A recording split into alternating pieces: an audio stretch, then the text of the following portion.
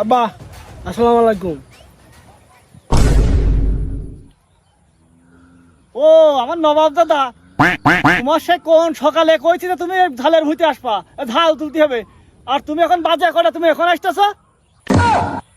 আসলে ওই আমি আমার বন্ধুদের সাথে একটু ঘুরতে গেলাম, কাজে দেরি হয়েছে আসতে।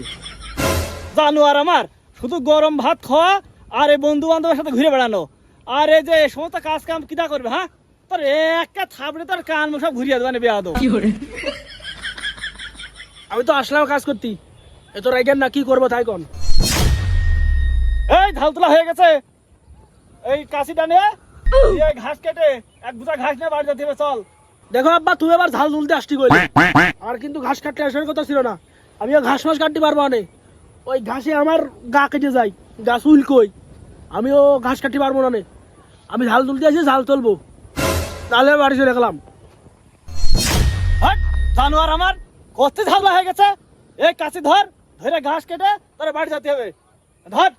দেখো আব্বা, খবরদার তুমি বেঁকে না, কিন্তু খবরদার আমার বেঁকে না, বকলি কিন্তু আমি কইয়া দিই মানে আমার কাছে। এই যে তুমি পাশের বাড়ির এই ভাবির হাত ধরিলে আমি দেখে ফেলিলাম কিন্তু জাল লাগিয়ে, আমি কিন্তু কইয়া দিই আমার কাছে।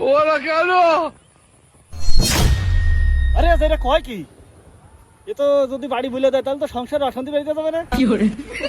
আরে আব্বা, তুমি এক কি করছো, তুমি আমার একটা মাত্র ছেলে না, তুমি এক কাজ করো, সুন্দর করে ওই যে আলি ওখানে বসে আমি এই ঘাস ফাস কেটে বুঝা বাইন্দে, তারপর তোমার এক কান্দে নিয়ে বাড়ি দেওয়ানে, তুমি চিন্তা করো না, তোমার কিছু করা লাগবে না।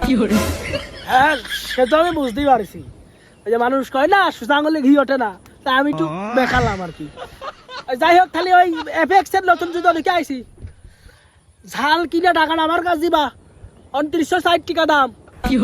ওটা কেন আমি বুঝেছো, তাহলে আমি বসলাম, তুমি ঘাসটা কেটে নিয়ে আইসো, কিন্তু দেরি করে না, আবার আমার বন্ধুকের সাথে বিকেলে যেতে হবে ফুটবল খেলতে।